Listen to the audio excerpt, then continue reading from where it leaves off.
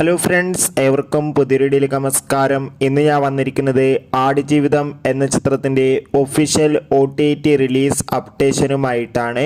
വീഡിയോയ്ക്ക് മുൻപ് video like ചെയ്യുക, ചാനൽ സബ്സ്ക്രൈബ് ചെയ്യുക. ഈ വരുന്ന മെയ് മാസം ധാരാളം ചിത്രങ്ങൾ ഇനി OTT റിലീസ് ചെയ്യാൻ പോവുകയാണ്. നമ്മുടെ ചാനൽ ഭാഗം പരിശോധിച്ചാൽ നിങ്ങൾക്ക് കാണാൻ വേണ്ടി സാധിക്കുന്നതായിരിക്കും. അതൊക്കെ ഒന്ന് കാണാൻ വേണ്ടി ശ്രമിക്കുക. ഇന്നത്തെ വീഡിയോയിലേക്ക് മുൻപ് രണ്ട് അപ്ഡേറ്റും കൂടി അറിയിക്കട്ടെ. ആദ്യമായി അറിയിക്കാൻ പോകുന്നത് ഉണ്ണി മുകുന്ദൻ, മഹിമ നമ്പ്യാർ, അശോകൻ എന്നൊക്കെ പ്രധാന കഥാപാത്രങ്ങളായി എത്തിയ ചിത്രമായിരുന്നു ജയഗണേഷ്. ചിത്രത്തിന് ഒരു ആവറേജ് മിക്സഡ് അഭിപ്രായം സ്വന്തമാക്കാൻ വേണ്ടി സാധിച്ചിട്ടുണ്ടായിരുന്നു. എന്നാലും എല്ലാ സിനിമാ പ്രേമികളും ഒരേപോലെയായിരുന്നു ജയഗണേഷ് എന്ന ചിത്രത്തിൻ്റെ OTT റിലീസിനായി കാത്തിരുന്നത്.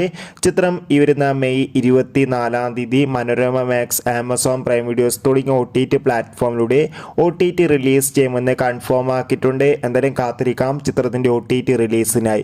അടുത്തതായി അറിയിക്കാൻ പോകുന്നത് മമ്മൂട്ടി നായകനായി വരാനിരിക്കുന്ന വമ്പൻ ചിത്രമാണ് ടർബോ.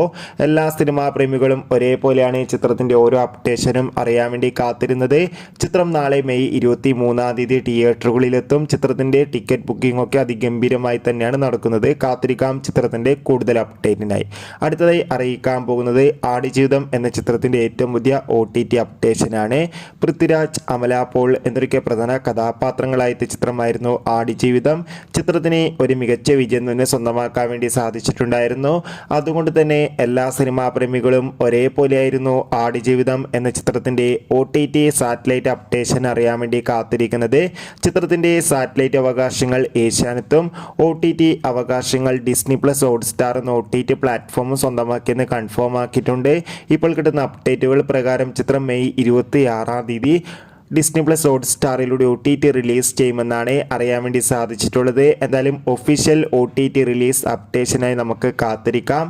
ആടുജീവിതം എന്ന ചിത്രം കണ്ടവരുടെ അഭിപ്രായം കമൻറ്റ് ചെയ്യുക.